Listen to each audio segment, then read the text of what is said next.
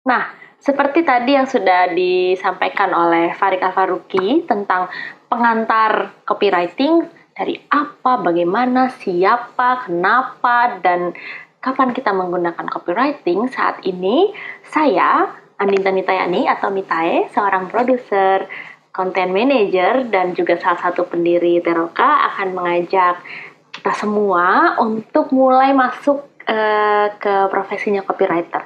Kira-kira ketika kita jadi copywriter, apa ya yang harus dipersiapkan? Oke, yang pertama tentu saja dengan apa yang mau kita tawarkan, produk atau jasa atau brand kita. Pelajarilah keunikan dari produk ini. Tentu saja kita boleh dong ya menawarkan jasa fotografi, jualan hijab, atau apapun. Tapi menurut saya pasti ada kompetitornya. Pasti ada orang lain yang juga menjual jasa fotografi. Ada orang lain juga yang menjual hijab. Nah, ketika ini terjadi, kita semua harus punya keunikan atau bahkan membuat keunikan itu. Contoh, kita akan berjualan pisang goreng. Tetangga kita juga jual pisang goreng loh. Jadi apa dong uniknya pisang goreng kita ini? Misalnya, apakah pisang goreng kita ini keunikannya berwarna keemasan dan kaya akan wijen. Nah, lalu tidak lupa kita melakukan riset pasar. Pasar itu siapa sih? Pasar itu ya audiens kita yang menciptakan loh. Audiens kita ini siapa sebenarnya? Nah, cara ini biasa disebut dengan menentukan buyer persona.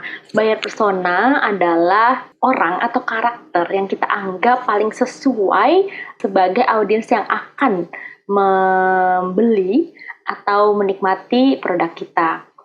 Kalau buyer persona yang kita lakukan pertama kali dari sisi menentukan demografinya dulu.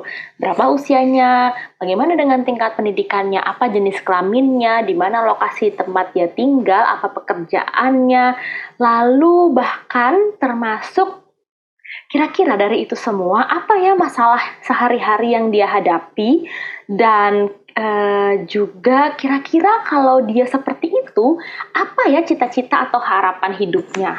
Nah, contoh dari pisang goreng tadi. Kalau ternyata keunikan pisang goreng ini adalah potongannya besar, berkipas empat, dengan cita rasa original. Ini kayaknya cocoknya untuk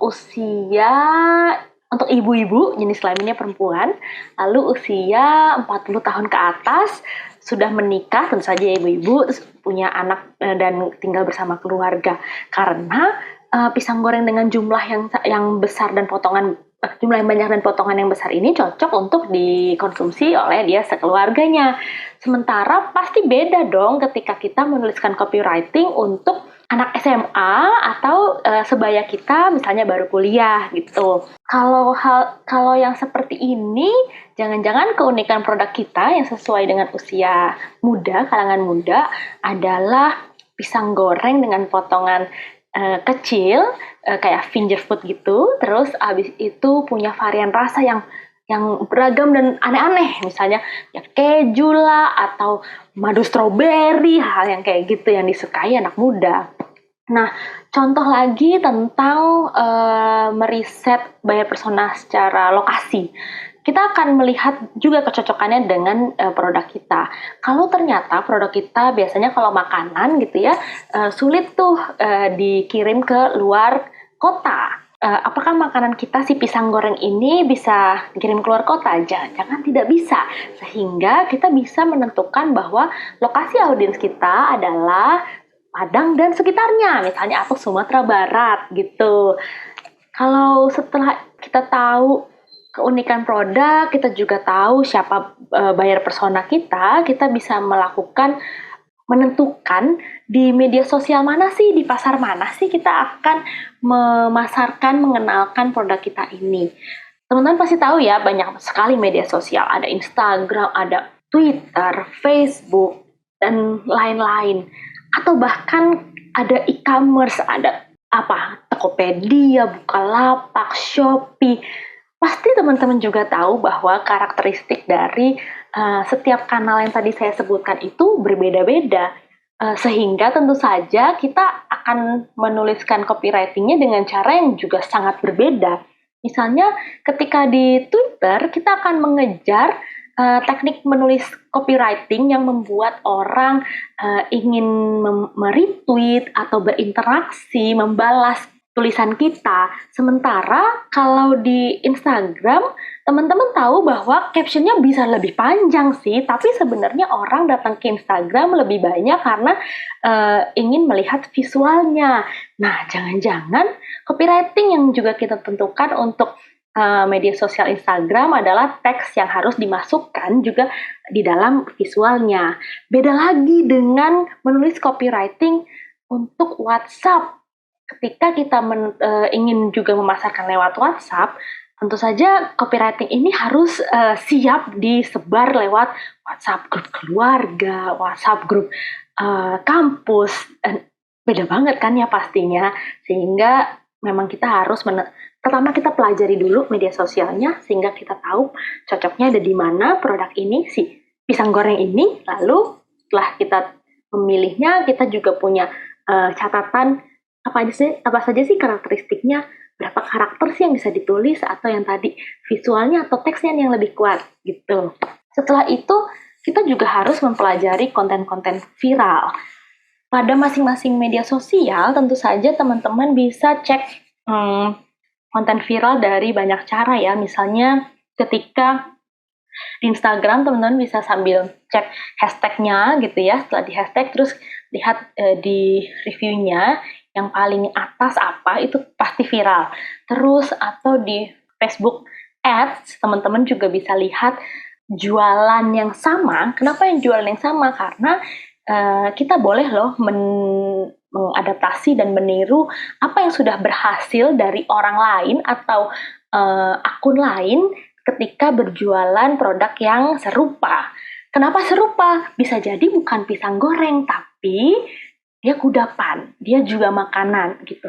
Teman-teman bisa lihat, apa sih yang bikin konten ini viral?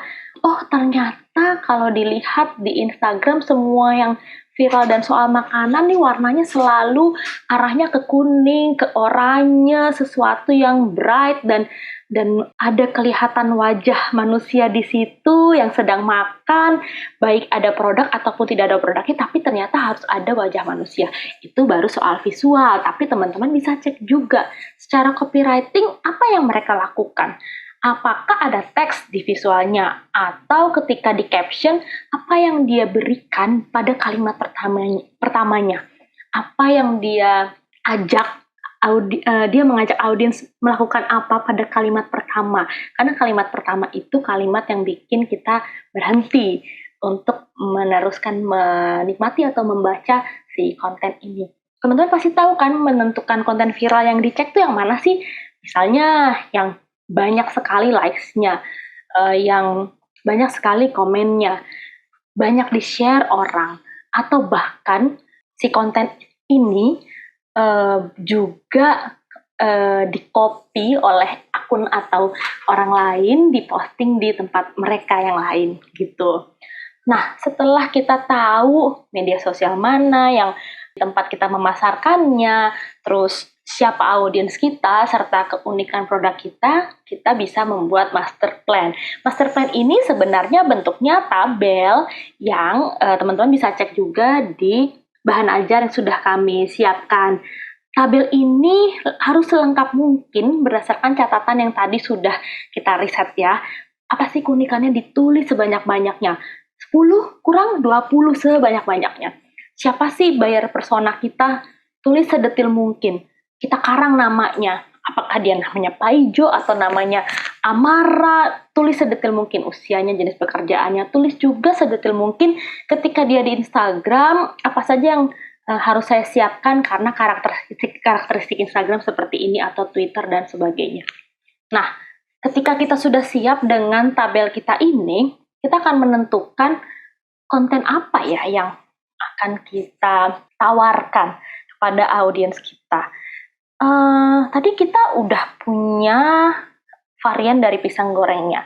Ada rasa keju, rasa madu stroberi, atau rasa coklat. Kita juga mungkin punya harganya. Kalau beli satu harganya segini, kalau makan berlima harganya segitu. Kalau saya akan menentukan atau mengklasifikasi informasi tersebut menjadi konten promosi atau promote. Terus konten apa lagi emang bisa selain promosi? Bisa, karena si pisang goreng ini kan sebenarnya selain sebagai pisang goreng dagangan kita, dia juga misalnya apa? Mengandung vitamin D dan C yang menyehatkan tubuh, memperkuat tulang dan gigi. Itu juga bisa loh jadi konten. Kalau saya menyebutnya konten ini sebagai konten edukasi. Konten edukasi nggak cuma tentang ingredient dari si pisang goreng, tapi juga bisa tentang bagaimana sih cara memilih pisang goreng yang baik. Oh, pisang goreng yang baik itu pisang goreng yang berwarna keemasan. Atau bahkan misalnya kecoklatan ya, itu tergantung bagaimana teman-teman menentukan kesesuaiannya dengan produk teman-teman gitu. Kita tadi sudah belajar ya tentang konten promosi, konten edukasi. Terus emang ada apa lagi yang lain? Bisa jadi pisang goreng ini kita buatkan kutipan-kutipannya atau quotes yang bertema pisang goreng. Nah, quotes ini bisa juga bergaya misalnya pantun pisang goreng atau hal-hal lain. Kalau ternyata nggak ada, kita googling juga nggak ada, boleh loh kita bikin sendiri. Ada lagi misalnya kita boleh loh bikin konten pisang goreng ini membuat saya bisa S2. Nah, kenapa ya kita ceritain itu? Ya nggak apa-apa, orang lain itu juga seneng loh hal-hal yang bentuk sifatnya lebih humanis, human interest. Dia lebih suka cerita tentang manusia di balik si pisang ini. Ini biasa saya sebut sebagai behind the scene. Jadi behind the scene itu nggak cuma tentang siapa sih yang masak si pisang. Ya kalau konten video masak pisang gorengnya juga boleh sih. Atau misalnya ternyata pisang goreng ini dari kebun organik seorang petani di desa apa, dan ini ketika audiens kita membelinya, mereka juga menjadi pahlawan ekologi misalnya gitu. Atau pasti teman-teman tahu konten-konten yang juga sekarang seringkali viral, misalnya konten yang sifatnya hiburan, ada joget-joget kayak joget TikTok atau jokes atau tebak-tebakan. Nah, konten yang disebut hiburan ini, kalau misalnya tentang pisang goreng ya, bisa jadi teman-teman bikin, tahukah kamu kalau Beethoven sebelum membuat Simfoni nomor 9 makan pisang goreng dulu. Tentu saja audiens tahu kalau kita sedang bercanda, dan konten ini tidak mungkin konten yang benar-benar terjadi, tapi mengemasnya menjadi sesuatu yang bikin mereka berhenti dan misalnya hah gitu sejenak, itu sebenarnya cukup menghibur bagi mereka, dan tentu saja teman-teman bisa membuat hal yang lain. Jadi apa yang tadi saya contohkan dan ceritakan, kita bisa merancang berbagai kriteria konten. Misalnya pertama adalah promosi atau promote, kedua konten edukasi, ketiga hiburan, keempat quote atau kutipan, yang kelima behind the scene. Setelah kita punya kelima konten ini, ternyata mudah ya bikin, bukan mudah ya, maksudnya ini mempermudah kita untuk memiliki jadwal harian membuat konten.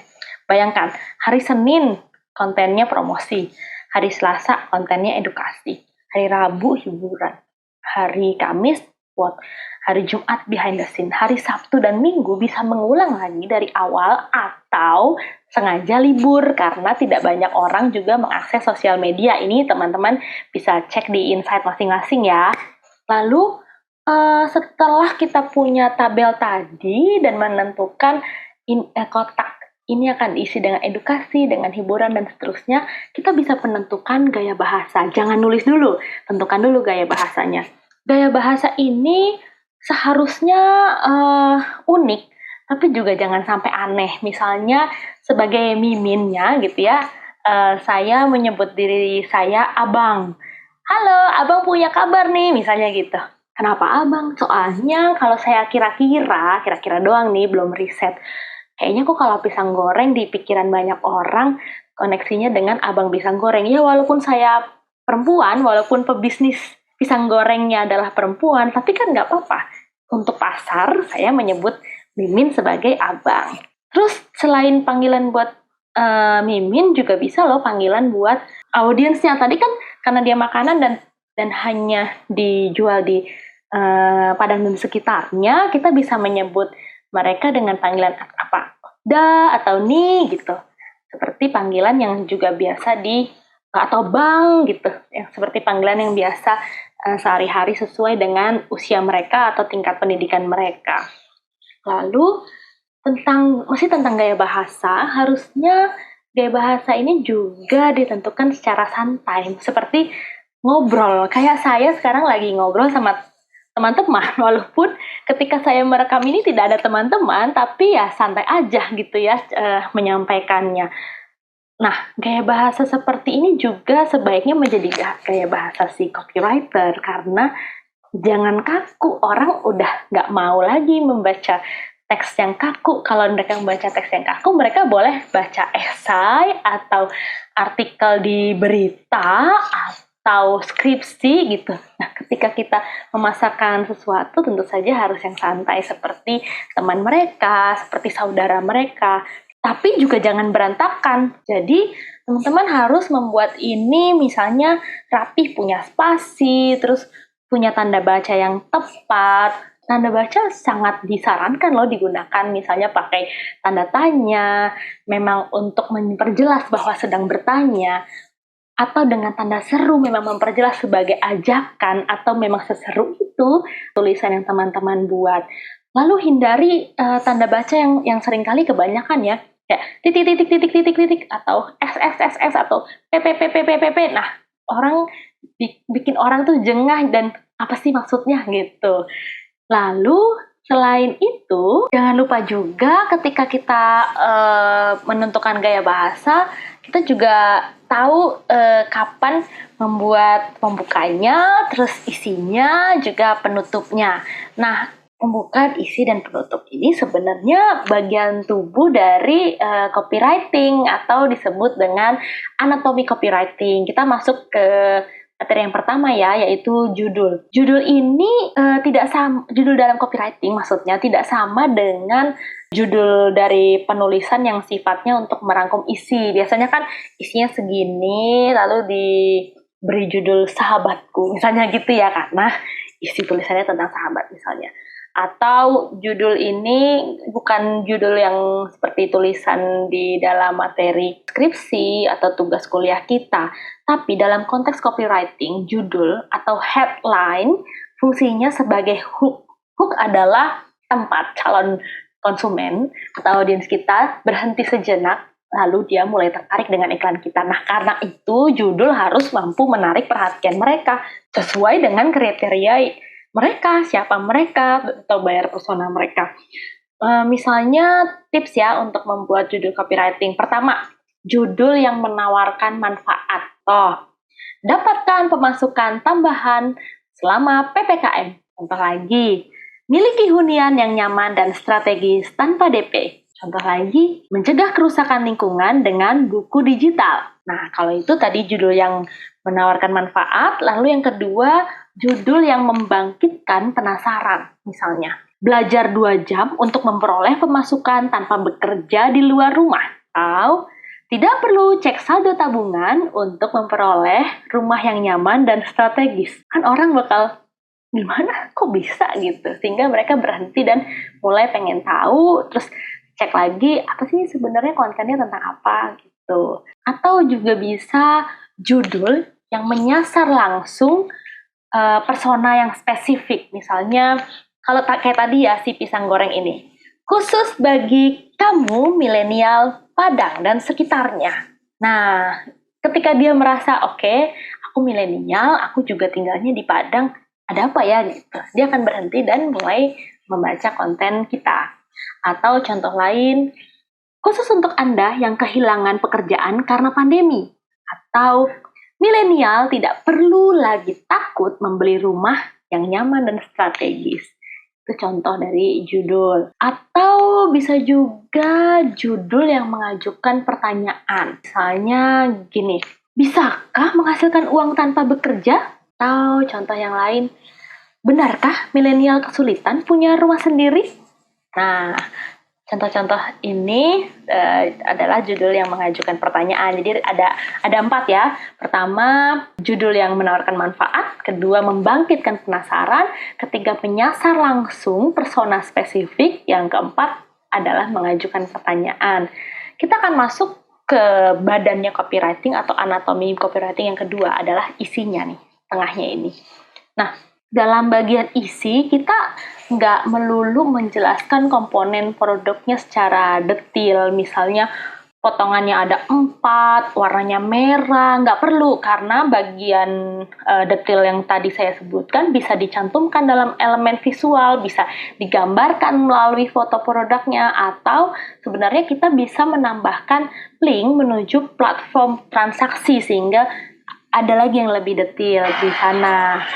Nah, dalam isi, kita akan mengerahkan seluruh kemampuan dan strategi penulisan copywriting agar audiens kita pada akhirnya yakin dan dia mau mengkonsumsi, atau bukan mengkonsumsi lah, tapi tahapannya kita gunakan ya, dari awareness, dia mulai engagement, mulai pingin tahu ini apa sih, terus dia scroll lagi ke dalam konten yang lain, dia mulai like, dia mulai follow, dan setelah itu ke konversi atau penjualan, dia mulai chat admin, nanya harga, dan seterusnya dia akhirnya belanja gitu. Nah, beberapa hal yang bisa kita lakukan ketika membuat isi atau menuliskan isi. Pertama, identifikasi masalah. Jika kita mengawali tulisan kita dengan identifikasi masalah, terutama masalah-masalah yang langsung berkaitan dengan audiens kita ini, maka akan semakin besar kemungkinan mereka terikat dengan tulisannya. Mereka merasa relate gitu, karena kita sudah berempati dengan persoalan yang dihadapi oleh audiens kita. Pada bagian ini kita juga memastikan ya bahwa apa yang kita tawarkan memang memberi solusi pada persoalannya mereka. Misalnya persoalan ketika orang sampo misalnya gitu ya. Seperti yang tadi sudah diberi contoh oleh Farid juga sih sebenarnya. Biasanya kan orang beli sampo dia akan milih berdasarkan kondisi rambutnya. Nah, kita bisa mulai masuk dengan persoalan rambutnya mereka. Apakah misalnya rambut rontok melulu nggak pernah bisa disisir nih, misalnya hal-hal seperti itu. Atau ketombe aku akan segera hilang, bagaimana caranya ya, misalnya kayak gitu. Atau apalagi ya hal-hal seperti itu yang memang hubungannya langsung pada masalahnya si audiens. Misalnya, ini saya membacakan contoh. Selain mengancam kesehatan fisik, pandemi juga berdampak pada aktivitas ekonomi. Menurut data dari Saiful Mujani Research and Consulting, hampir 29 juta warga Indonesia mengalami PHK dalam kurun waktu 2 tahun belakangan. Jika Anda salah satu di antaranya, sudah saatnya Anda tidak bergantung lagi pada perusahaan dan mulai mencari penghasilan sendiri. Oke, kita masuk ke contoh pendekatan membuat isi yang kedua, yaitu keuntungan. Penting sekali untuk menjelaskan apa sih keuntungan apa, manfaat apa yang ditawarkan oleh brand atau produk kita untuk menyelesaikan persoalannya si audiens, atau apa sih keuntungan yang akan mereka dapatkan ketika mereka menggunakan brand atau produk kita ini. Nah, ini sebenarnya seperti yang tadi ya, kita sudah menuliskan sebanyak-banyaknya keunikan dari produk kita. Tapi ada juga strategi yang disebut sebagai F&B atau fitur and benefit yang nanti akan dijelaskan lebih lanjut oleh rekan saya. Sebanyak-banyaknya kita tuliskan dari yang tadinya fungsi menjadi manfaat bagi orang lain dari produk kita ini. Sebanyak-banyaknya, karena hal ini akan menjadi konten bagi kita copywriting. Nah, contohnya ya, agar Anda bisa memperoleh penghasilan dan mengelola keuangan secara mandiri, dan yang lebih penting, tidak perlu lagi keluar rumah. mulailah belajar trading saham. Tidak butuh waktu berbulan-bulan untuk mempelajari seluk-beluknya, Anda hanya perlu duduk di depan laptop dan dalam hitungan jam, bisa menjadi trader yang cerdas. Contohnya seperti itu, langsung keuntungan-keuntungan apa aja sih? Gak usah keluar rumah, gak usah butuh waktu yang lama kayak kuliah dulu.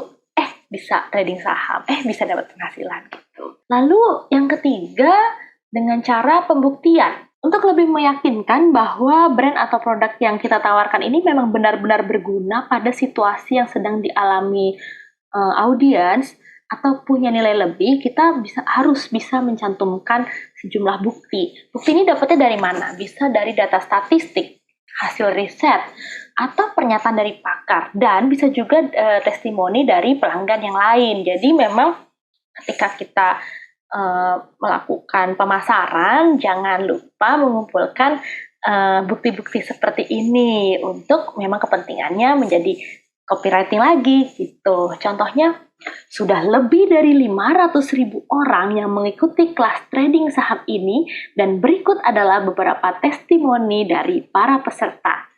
Terus diceritakan testimoninya, ada namanya, mungkin bahkan di-mention orangnya, seperti itu. Nah, kita tadi udah belajar tentang judul, lalu isi yang mengandung identifikasi masalah, keuntungan, dan pembuktian.